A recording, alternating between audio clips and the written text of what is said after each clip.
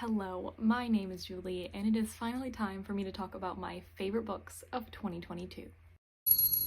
For the first time, it was actually really hard to make this list. I read about the same amount that I did last year in 2021, more than I read in 2020 or 2019. In each of those 3 years, I had a standout just about 10 books. This year, I had around 15 that I wanted to talk about, and there were some that were floating around the honorable mention. I've never wanted to hold myself to 10, so I marinated on this list for a while, and I do have 12 novels that I'm going to talk to you about, and then I have some honorable mentions that feature the nonfictions.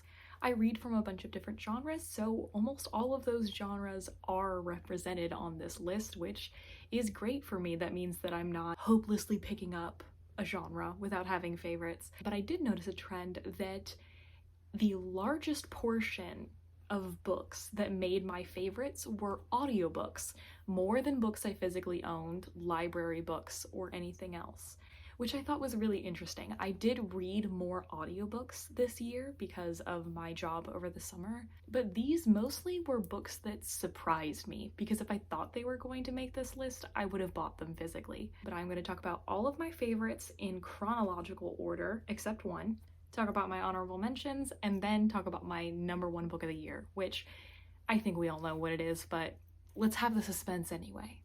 I do want to say that if not all of these books, almost all of these books have been wrapped up in previous wrap-up videos. So if you want to hear more of my specific thoughts on these books, you should go watch those. The very first book that I read in 2022 made this list. And I think that happened in 2023 as well, but we'll see at the end of the year. And that was The Eye of the World by Robert Jordan. I have now read books 1 through 3 of this series, but this one I still had the best reading experience with. This is considered one of the classic fantasy series that you have to read in your lifetime. It is a very classic fantasy setup where we have a group of people from a small town being tied into this giant plot with fates that they couldn't even imagine being thrust onto them. The Wheel of Time is about how every era, all souls are recycled, the same things are happening again and again, and at the end of every era, there is a battle between good and evil. There's this giant evil force that is trying to slowly sneak back into the world, and the warrior is going to be the Dragon Reborn, who comes back every era. And one of our main characters is going to find out that he is the Dragon Reborn. We deal a lot with fate and tugging on the strings of reality. This is also a future Earth fantasy. I do really like a lot of the character work in this series. We get a lot of different elements through the different characters that we're following, and I am now getting into the swing of the whole series now that I'm about to start book 4. The thing that really struck me about this book is that it felt like it was the beginning of something epic. From the first paragraph, you feel like you are zooming in onto the very beginning of something gigantic, and that blew me away. This first book has a very traditional plot of we are running away from a bad guy for most of the book and trying to get to a safe haven, but being introduced to these characters and this world and the ideas of how the Wheel of Time works, I just had a really great experience with. I know so many people say that Jordan is long-winded and describes everything, but I love his writing style and his descriptions. I will say it has a little bit of written by a man syndrome. Everyone's in love with Rand, but overall just the sense of awe that I went into this series with was something that was very special. The next favorite book that I read was The Traitor Queen by Danielle L. Jensen. I read The Bridge Kingdom last year, and that made my favorite books of the year. That was a total surprise for me. It was a book that I knew nothing about. And this sequel to this duology, which is sort of a longer series that is split into duologies that follows different characters. Our main character, Laura, is one of a bunch of princesses who have all been raised since birth to be the ultimate spy warrior. One of them will be married off to the king of a rivaling kingdom. When she realizes that the rest of her sisters will be killed, fakes all of their deaths and goes off to marry the king herself, who she is determined to take down because their kingdom is choking out her kingdom for resources. The relationship in this is one of my favorites. The setting is absolutely beautiful. In the Traitor Queen, there's a lot of twisting of the knife. Laura's having to work with a lot of people who feel betrayed by her, and she is learning that things that she thought were true are entirely false, and all she's trying to do is do what is best for the people of both countries and take down the people who are actually doing the evil. This is a fantasy romance, but I think it has just the perfect balance of both the fantasy plot and the romance.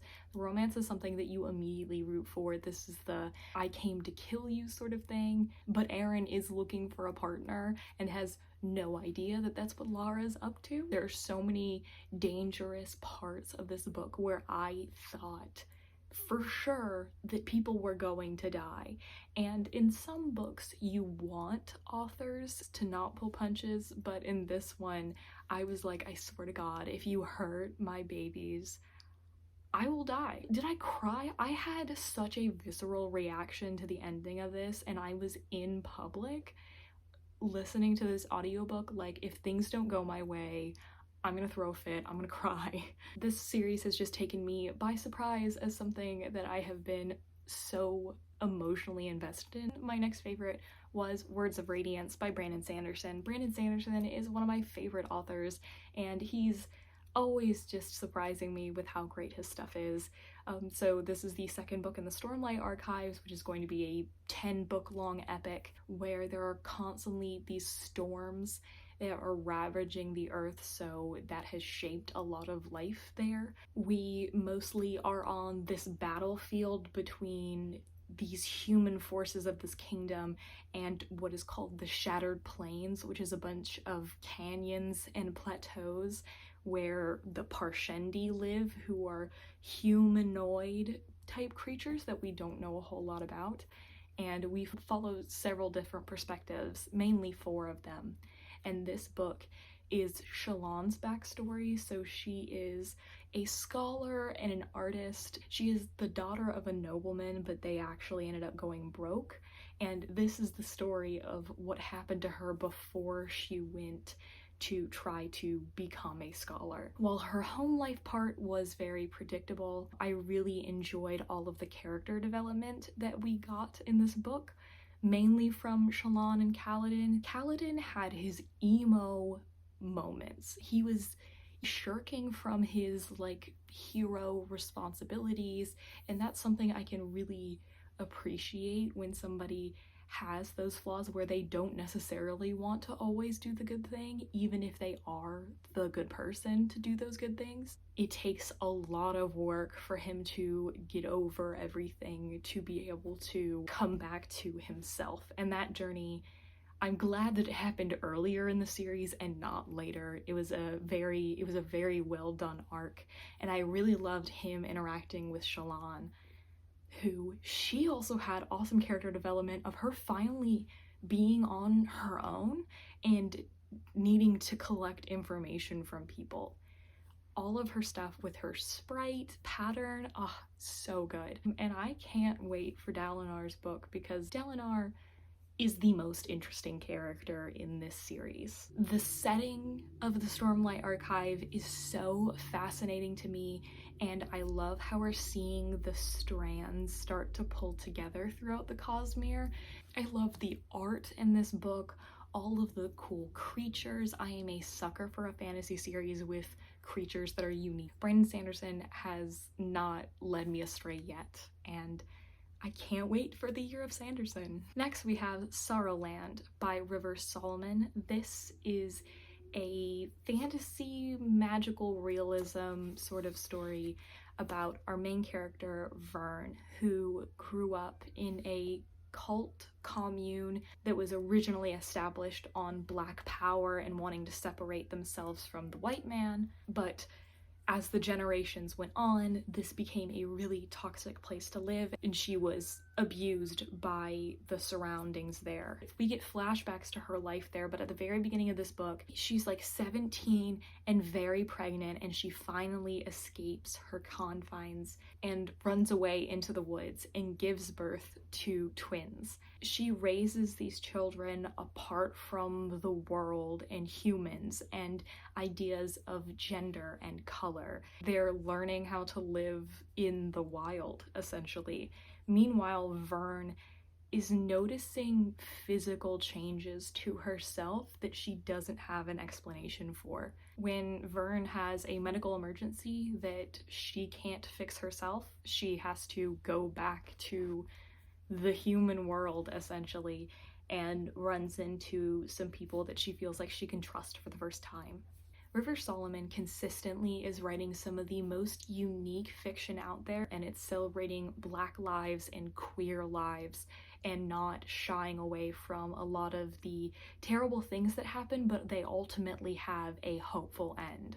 I was transported by this book. I did not want to put it down, and you are truly placed in Vern's head as she's worried about taking care of her children, and she's worried about who to trust, and she's scared about what's happening to her body, but also finding empowerment in it. She's a fantastic mother. I love the relationships that she forms with everybody that she comes across. And as the book goes further along, we learn more about our speculative element and what sort of changes are coming to Vern that she had absolutely no say in whatsoever. This is really reminiscent of Toni Morrison and Octavia Butler. This book has so much good commentary. When it comes to the themes of a book, if there's one recommendation you can get from this video, I would say this one, but I do know that the speculative element might be a little weird for people. So if you're someone who likes speculative and magical realism,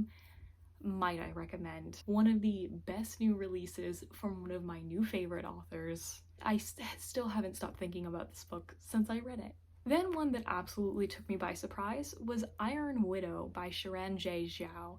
So this is a YA sci-fi fantasy that is inspired by different elements of Chinese history and mythology. So a lot of the characters are based off of real-life historical figures. It is not historically accurate, it's more like taking those figures and bringing them into this world.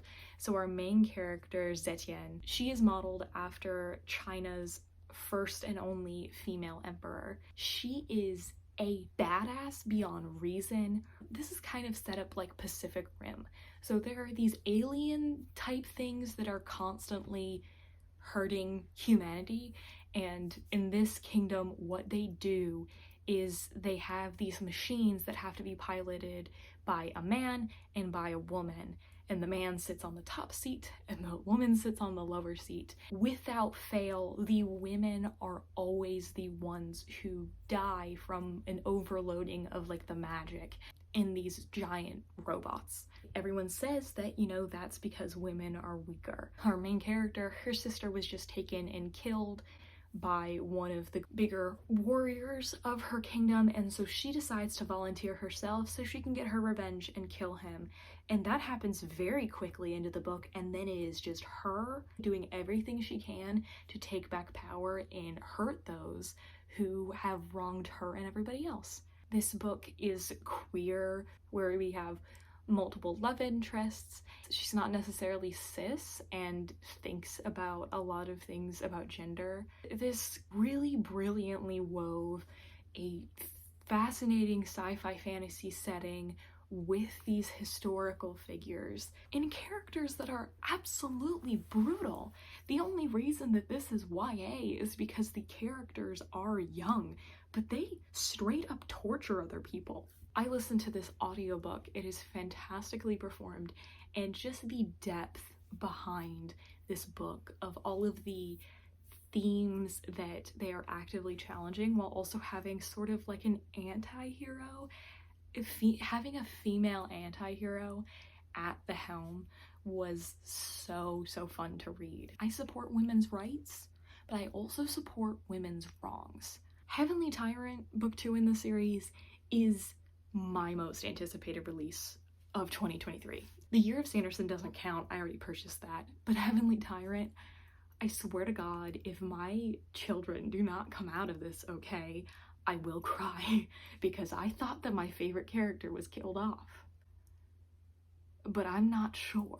Time for my most basic bitch book on this list, and that is Normal People by Sally Rooney. You know what? I'll be the first to say, I thought this book was massively overhyped. I thought I would like it but not love it. I was wrong. I really loved this book. We have our two main characters, Marianne and Connell. They are of different socioeconomic statuses, but they grow up in the same Irish small town. It is their relationship through their teenage into adult years and how they become codependent that harms both of them, but honestly more Marianne. There's no dialogue marks, which I thought would bother me. It absolutely didn't. It felt so real. It almost felt like you're recalling your own memories and everything is just flowing. We see from both of their perspectives, but we don't always see things in order. So we'll talk about reflecting on something before we actually see what happened. And this relationship they have is something that unfortunately I can really relate to, and it showed me how we can go into these toxic cycles and not want to get out of them because it's what you know, and it's this person that you care about a lot, and so you want to stay there for that person that you care about, but you know that it is going to be painful if you do, and you're just staying trapped in that cycle. Marianne and Connell were entirely real people to me. I felt like I had known them forever. For a book that I thought I was going to give 3 stars, I was absolutely sucked in and did not want to put this down. I got home from work and I read until I fell asleep. The writing style is plain, but in a purposeful way that I think really worked for this story. I'm nervous to watch the series, but I'm still gonna do it. Then I read Project Hail Mary by Andy Weir.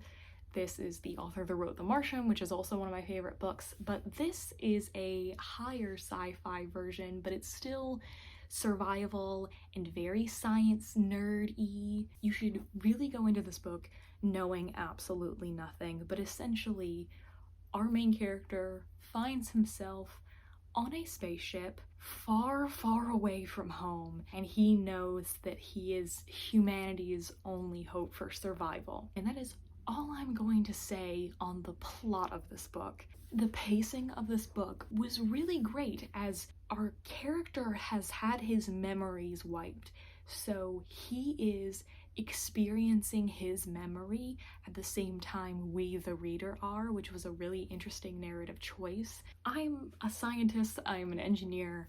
I really loved all of the science that was done in here. Actually, sometimes I was even thinking with the physics of it that it was almost talking down to people, and then the biology stuff was going over my head. Then I talked to a biologist and they thought the absolute opposite. There's something about a survival plot that just tugs at your heartstrings. The low lows and the high highs, they impacted me so much, especially when they happened back to back. I was so emotionally invested and just wanted everything to turn out okay. That's the thing about space, is that any number of things could go wrong, and that means death. And in the case of this book, that means the death of billions. I really liked our main character. I liked the humor in here. I liked the development of the science. And my absolute favorite part of this book, I will just say with a keyword, and that is Rocky. Favorite part of the book. This is a sci-fi. I don't think you need to be extremely well versed in science to be able to understand this book, but this, if you're new to sci-fi, I would definitely put The Martian before this one, just because this is like higher concept. Then I read The Heart Principle by Helen Huang. I have read all of Helen Huang's books. All of them have been favorites. The Heart Principle is a romantic drama book. It is not a rom-com like the other two were, because this deals with the severe illness of a family member, which is something that Helen Huang underwent herself. Our main character, Anna Sun, is a violinist, and she has not been able to perform since a video of her went viral of performing very well, and so she has been caught on trying to perform this one piece and she can't do it. Early into the book, she gets a diagnosis for autism, which starts to shift her perspective on herself and her life, and it's something that her family does not understand about her, that they just consider her lazy. Her long-term boyfriend decides he wants to do an open relationship before they get engaged, and she says absolutely not, so she decides, very out of character, to have a one-night stand. She goes on a dating app, meets Quan. She meets up with him and bails. Can't do a one-night stand, but they have a connection, so they keep meeting up, saying they're going to have the one-night stand, but they're essentially just going on dates and then not doing the one-night stand thing, and they form a really strong connection, which is really helpful for Anna as she is learning more about herself with the autism diagnosis, and also when her father falls ill.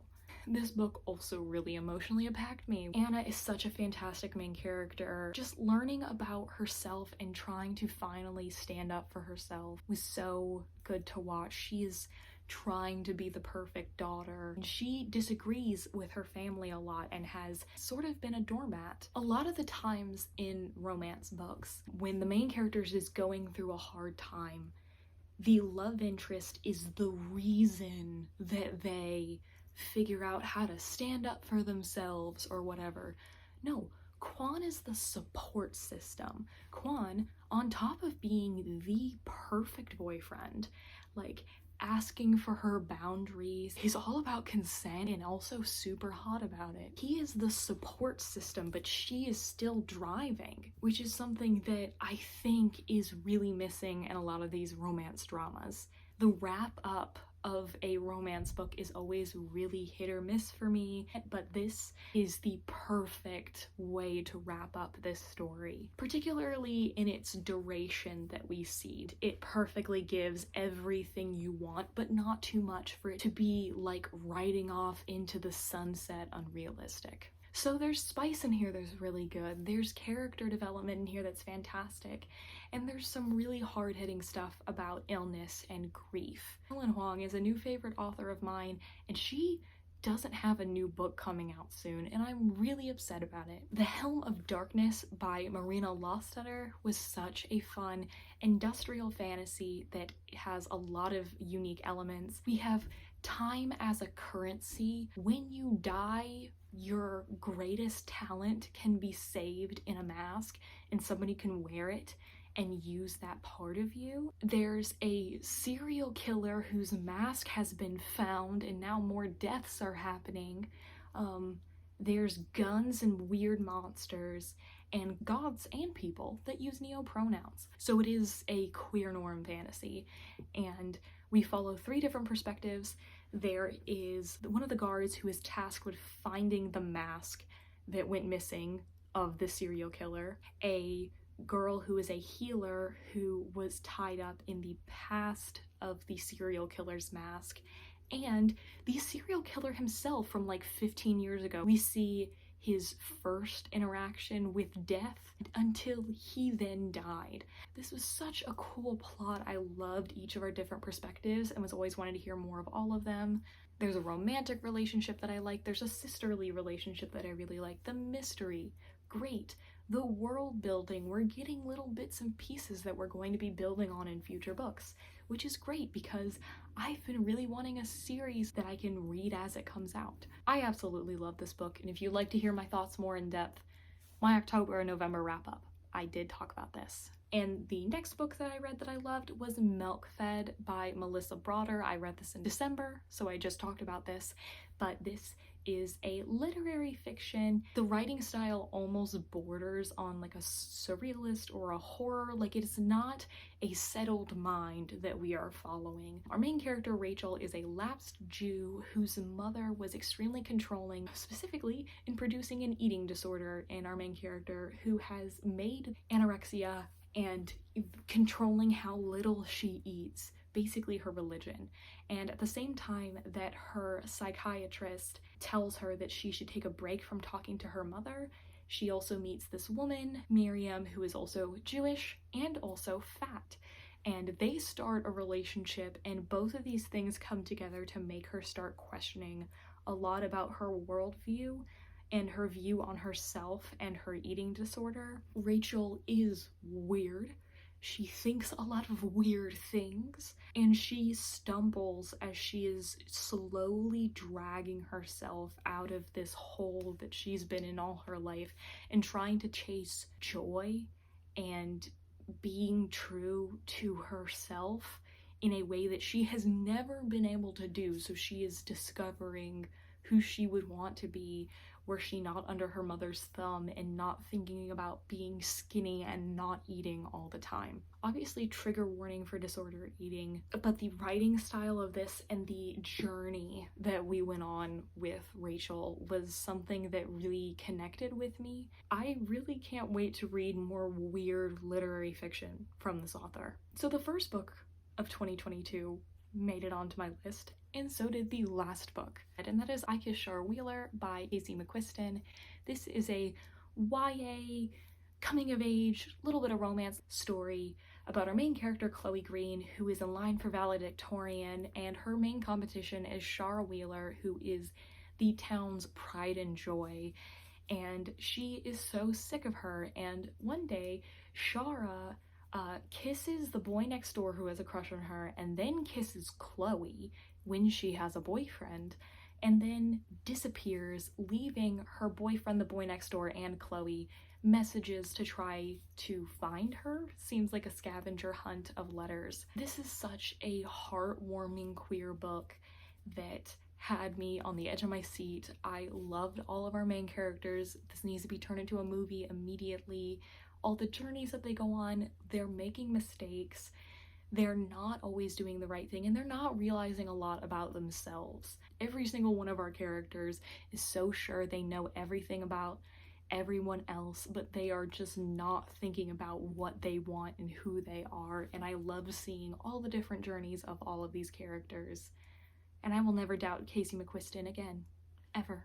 Now, onto my honorable mentions. First, we have Invisible Women. This is a nonfiction that describes how counting out women and not including a female point of view in statistics has been detrimental to everyone. This is a life-changing nonfiction that shows how prejudice creates detrimental cycles that hurt the people who are already hurting. Then there's In the Dream House by Carmen Maria Machado. This is a creative nonfiction that describes an abusive relationship that she was in, told through vignettes of seeing the relationships that she was in through different lenses. I listened to the audiobook. It is narrated by the author, and I think that is the way to go.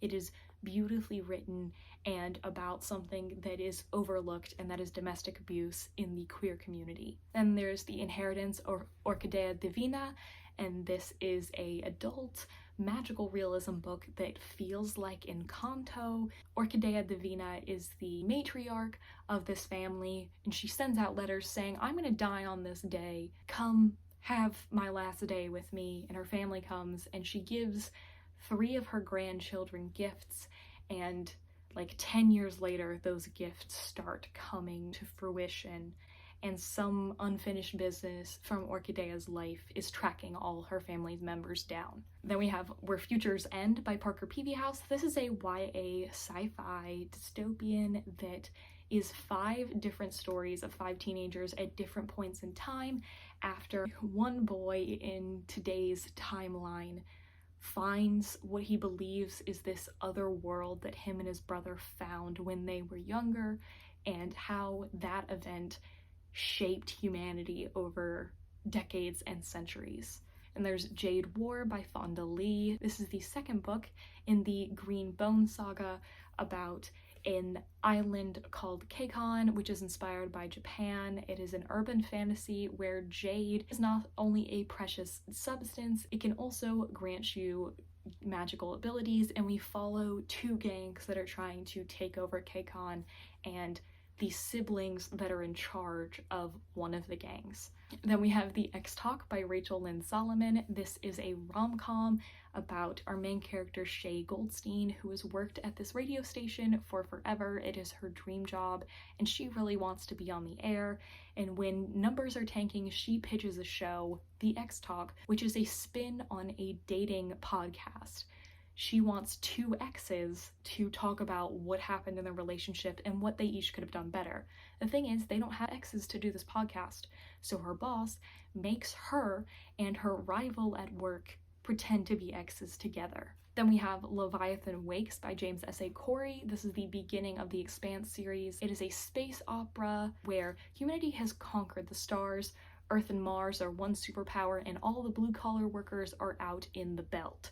And James Holden is our main character, and he watches a ship of civilians be blown up by what seems like the Mars Navy out in the belt, and he broadcasts this and sets up an entire war of the solar system, and him and his team have a huge target on their back. And there's also Make It Sweet.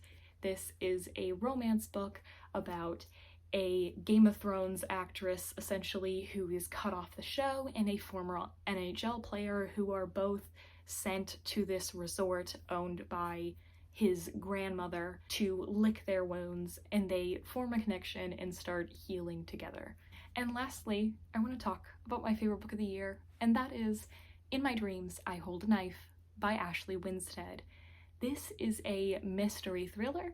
Got a sprinkling of romance in it. Our main character is Jess Miller, who, despite not being extremely financially well off, went to one of the Ivies of the South and immediately found herself in a group that was called the East House 7. They were the friends that everybody wanted to have. They were all in love with each other until in their senior year, one of the 7, Heather, was brutally murdered in her bed. Another one of her friends was arrested for this murder, but Jess does not believe that he actually did it, and now they are having their 10-year reunion.